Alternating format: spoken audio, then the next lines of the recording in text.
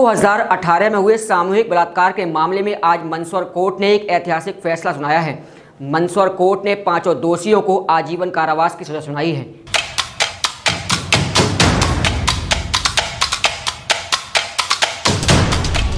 दो 2018 में मंदसौर में हुए सामूहिक बलात्कार के मामले में मंदसौर कोर्ट ने ऐतिहासिक फैसला सुनाते हुए 5 दोषियों को आजीवन कारावास की सजा सुनाई है। दरअसल मंदसौर के हादाड़ी गांव में रहने वाली पीड़िता मई 2018 में खुशी अपनी 10वीं की कक्षा का रिजल्ट ट्रेन जा रही थी। उसी दौरान 2 युवकों ने उसका अपहरण कर 3 युवकों को मारुति वैन में सौंप दिया था, जिन 3 युवकों ने 3 दिन तक पीड़िता के साथ सामूहिक बलात्कार किया था। बलात्कार के बाद जैसे तैसे पीड़िता युवकों से बचकर मंदसौर के कोतवाली थाने पहुंची थी, जहां सीतामऊ थाने पर सूचना दी गई, जिसके बाद युवती का मेडिकल टेस्ट करवाया गया। टेस्ट में बलात्कार की पुष्टि हो चुकी थी। उस वक्त सीतामऊ के तत्कालीन टीआई KL डांगी ने पूरे मामले को गंभीरता से लेते हुए मामले की विवेचना की थी। इसी मामले में अभियोजन द्वारा की गई पैरवी ने अपराधियों को जेल की सलाखों तक पहुँचा दिया है। मंदसौर कोर्ट ने 5 आरोपियों को नाबालिग के साथ बलात्कार के मामले में आजीवन कारावास की सजा सुनाई है। ये थाना सीतामऊ का मामला है। दिनांक 15/4/2018 को पीड़िता, जिसकी उम्र 17 साल थी, खुशी अपने घर से 10वीं कक्षा का रिजल्ट लेने के लिए घर से निकली थी। लेकिन उस दिन घर नहीं पहुंच पाने पर उसके भाई ने अगले दिन थाना सीतामऊ में रिपोर्ट की थी, उसकी गुमशुदगी की रिपोर्ट की थी, जिस पे से अपराध पंजीबद्ध हुआ था।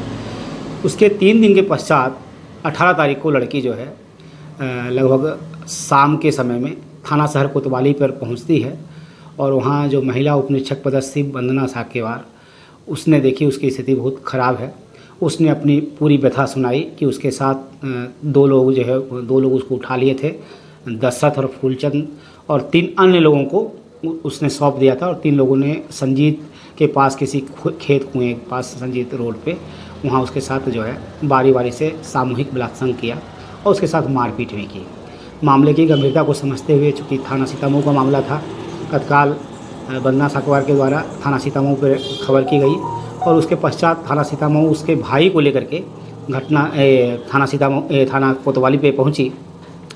और थाना कोतवाली पहुंचने पर उस लड़की ने अपने भाई को सारी व्यथा बताई, अपनी पूरी आपबीती बताई। उसके पश्चात उसका मेडिकल हुआ। मेडिकल में से 9 चोटें पाई गई, जो उसकी कहानी को बता रही थी कि हमने बिल्कुल सही बता रही है। और उसके कपड़े वगैरह भी फटे हुए थे और डॉक्टर ने भी अभिमत दिया था कि इसके साथ रेप हुआ है। उसके पश्चात अनुसंधान अधिकारी KL डांगी थे, उन्होंने भी अन्य 2 आरोपियों को पकड़ा और उसके आधार पर 3 अन्य आरोपियों को पकड़ा। कुल 5 आरोपियों पर जो है इसमें गैंग रेप का चार्ज लगा था और पास्को के अंतर्गत मुकदमा चला था।